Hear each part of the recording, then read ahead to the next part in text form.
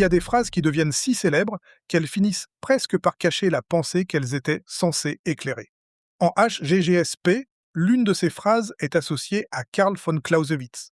La guerre serait la continuation de la politique par d'autres moyens. On la retrouve dans les manuels, dans les copies, dans les introductions de dissertations. Elle est utile, bien sûr, mais elle est souvent utilisée trop vite. On écrit le nom de Clausewitz, on ajoute la citation, et l'on croit avoir expliqué la guerre. Or, Clausewitz ne sert pas à décorer une copie, il sert à penser. Dans cet épisode, l'objectif est donc simple. Comprendre ce que signifie vraiment cette formule, pourquoi elle est liée à un moment particulier de l'histoire européenne, et comment l'utiliser intelligemment au bac. Karl von Clausewitz est un officier prussien né en 1780 et mort en 1831. Il appartient à une génération profondément marquée par les guerres de la Révolution française et de l'Empire napoléonien. Il voit un monde militaire et politique changer sous ses yeux. Les guerres ne sont plus seulement des affrontements limités entre princes, avec des armées relativement professionnelles et des objectifs diplomatiques précis. Elles deviennent des conflits plus vastes, plus idéologiques, plus mobilisateurs, capables d'engager des sociétés entières. Son grand livre « De la guerre » est publié après sa mort, en 1832. Ce n'est pas un manuel de recettes pour gagner une bataille, ce n'est pas non plus un roman de soldats. C'est une réflexion théorique sur la nature de la guerre. Clausewitz essaie de comprendre ce qui fait la guerre, ce qui la distingue des autres relations entre les hommes et entre les États, ce qui la rend à la fois rationnelle, violente et imprévisible. Pour entrer dans sa pensée, il faut commencer par une définition. Pour Clausewitz, la guerre est d'abord un acte de violence destiné à contraindre l'adversaire à exécuter notre volonté. Cette idée est brutale, mais elle est décisive. La guerre n'est pas une simple tension. Elle n'est pas une rivalité ordinaire, elle n'est pas seulement une compétition. Elle suppose l'usage organisé de la violence, mais cette violence n'est pas gratuite, elle vise un résultat. On ne fait pas la guerre seulement pour faire la guerre. On utilise la violence parce que l'on veut obtenir quelque chose. Défendre un territoire, conquérir une région, renverser un rapport de force, imposer un traité, protéger un régime, affaiblir un adversaire, contrôler un espace stratégique ou empêcher un ennemi d'atteindre son propre objectif. C'est ici que la formule célèbre prend tout son sens. Dire que la guerre est la continuation de la politique par d'autres moyens, ce n'est pas dire que la guerre est normale, souhaitable ou moralement acceptable. Ce n'est pas non plus dire que les dirigeants contrôlent toujours parfaitement ce qu'ils déclenchent. Cela signifie que la guerre doit être comprise comme un instrument politique. Elle est un moyen violent employé au service d'une finalité politique. Autrement dit, le cœur de la pensée de Clausewitz n'est pas seulement la violence. Le cœur de sa pensée, c'est le lien entre violence et objectif politique. Cette idée est très importante pour le bac parce qu'elle permet d'éviter deux erreurs. La première erreur serait de présenter la guerre comme un chaos absolu, comme une explosion irrationnelle de haine. Clausewitz rappelle que même lorsque la guerre est violente, même lorsqu'elle déchaîne des passions, elle reste liée à des calculs, à des décisions, à des buts. La deuxième erreur serait de présenter la guerre comme une mécanique froide, parfaitement contrôlée par les États. Clausewitz sait très bien que la guerre échappe souvent à ceux qui la mènent. Elle est politique, mais elle n'est jamais totalement maîtrisée. Il faut donc tenir ensemble deux idées. La guerre a une logique politique, mais la guerre est aussi un phénomène incertain, mouvant, dangereux, où les passions, le hasard, la peur, les erreurs et les imprévus jouent un rôle immense. Clausewitz parle notamment de friction. La friction, c'est tout ce qui empêche les plans de se dérouler exactement comme prévu. Sur le papier, une opération militaire paraît claire. Dans la réalité, les troupes se fatiguent, les informations sont incomplètes, les communications se coupent, la météo change, les chefs se trompent, les soldats paniquent, l'adversaire réagit d'une manière inattendue. La guerre est pleine d'obstacles invisibles qui transforment une stratégie théorique en expérience incertaine. On parle souvent aussi du brouillard de la guerre. L'expression résume une idée proche. Dans la guerre, les acteurs ne voient jamais parfaitement. Ils décident avec des informations partielles, parfois fausses, souvent tardives. Ils ne savent pas exactement ce que l'ennemi prépare, ce que leurs alliés feront, comment la population réagira, ni combien de temps le conflit durera. C'est pourquoi la guerre n'est jamais seulement l'application d'un plan. C'est une confrontation avec l'incertitude. Pour le comprendre, il faut distinguer la guerre théorique et la guerre réelle. Dans l'abstraction, la guerre tend vers les extrêmes. Si deux adversaires cherchent chacun à imposer leur volonté, chacun peut être tenté d'utiliser toujours plus de force pour briser l'autre. La logique de la montée aux extrêmes existe donc dans la définition même de la guerre. Mais dans la réalité, cette montée aux extrêmes est limitée. Elle est limitée par les moyens disponibles, par les objectifs politiques, par la fatigue des sociétés, par les alliances, par les contraintes économiques, par la diplomatie, par la peur des conséquences, par l'opinion publique, par le terrain. La guerre réelle est donc toujours un compromis entre la logique de violence et les limites du monde concret. Cette distinction est capitale. Elle permet d'éviter de faire de Clausewitz un théoricien de la guerre totale ou de la violence sans limite. Clausewitz ne dit pas simplement «la guerre doit aller jusqu'au bout». Il montre que la guerre porte en elle une logique d'escalade, mais que cette logique est toujours contenue, orientée ou déformée par la politique et par les circonstances. Une autre idée importante est ce que l'on appelle souvent la trinité clausewitzienne. Clausewitz explique que la guerre combine plusieurs forces, la passion, le hasard et la raison. La passion renvoie au peuple, aux émotions collectives, à la haine, à la peur, à l'enthousiasme, au désir de revanche. Le hasard renvoie au champ de bataille, aux chefs militaires, aux circonstances imprévisibles, aux occasions à saisir. La raison renvoie au gouvernement, c'est-à-dire au calcul politique, aux objectifs, à la décision. Là encore, il faut faire attention. Cette trinité ne signifie pas que chaque guerre serait composée proprement d'un tiers de passion, d'un tiers de hasard et d'un tiers de raison. Ce n'est pas une recette. C'est une manière de dire que la guerre est toujours un phénomène instable, pris entre des forces différentes. Elle mobilise les sociétés, elle expose les armées à l'incertitude, et elle reste liée à une direction politique. Pourquoi le programme HGGSP insiste-t-il sur Clausewitz? Parce que sa pensée permet de comprendre le modèle classique de la guerre interétatique.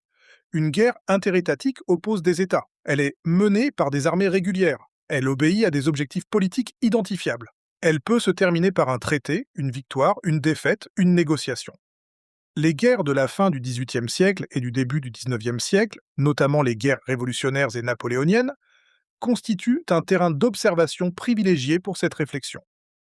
La guerre de 7 ans de 1756 à 1763 permet de voir une guerre encore liée aux équilibres entre puissances européennes, aux rivalités impériales et aux intérêts dynastiques.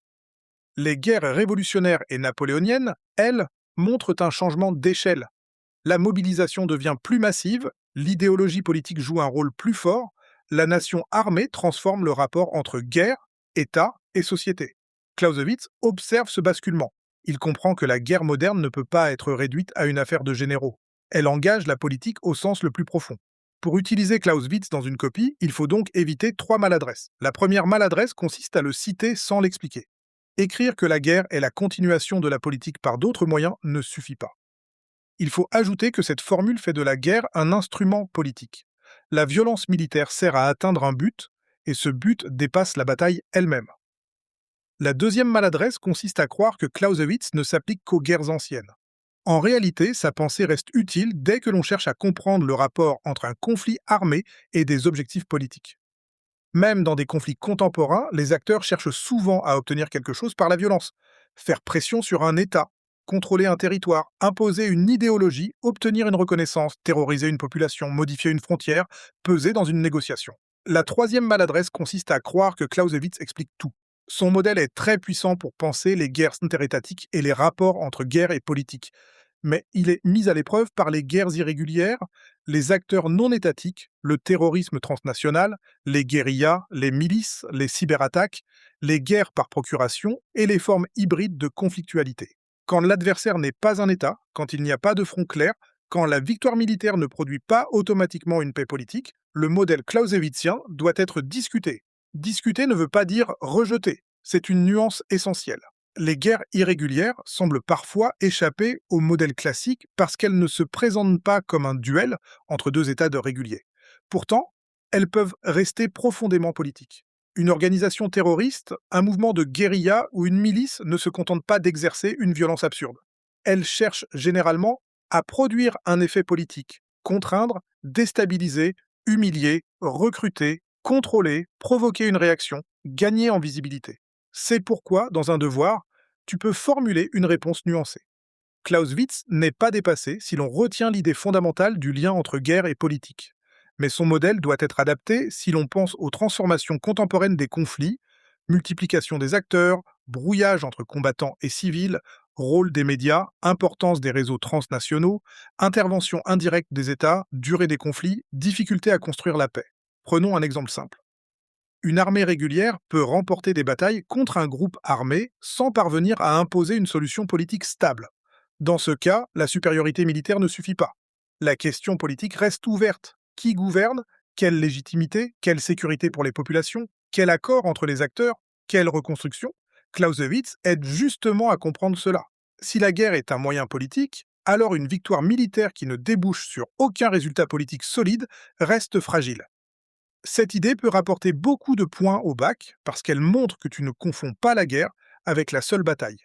La guerre n'est pas seulement le moment où l'on combat, c'est un processus qui commence avant les combats, avec des tensions et des objectifs, et qui se prolonge après les combats, avec des négociations, des mémoires, des traités, des occupations, des reconstructions, parfois de nouvelles violences. Il faut aussi faire attention aux mots politiques. En français courant, on associe souvent la politique aux partis, aux élections, au gouvernement.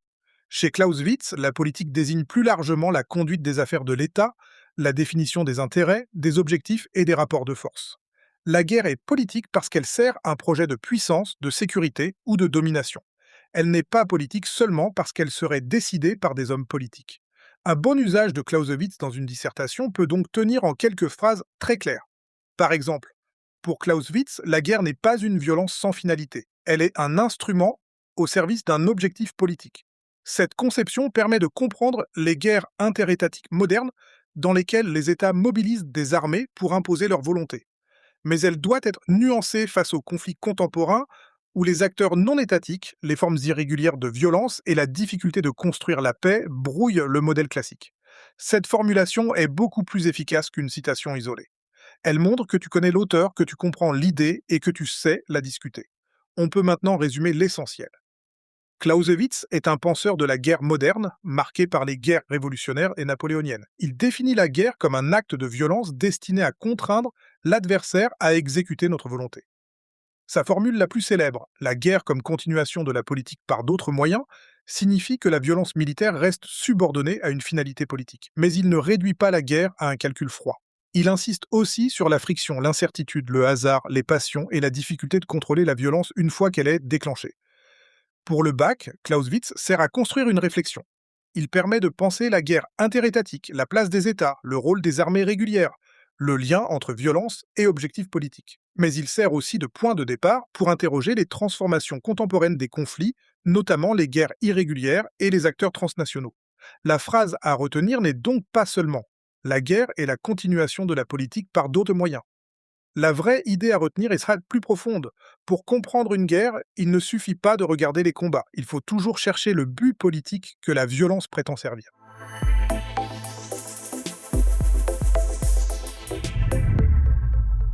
Merci d'avoir écouté cet épisode. N'hésite pas à t'abonner, à partager et surtout à foncer écouter les suivants. À très vite.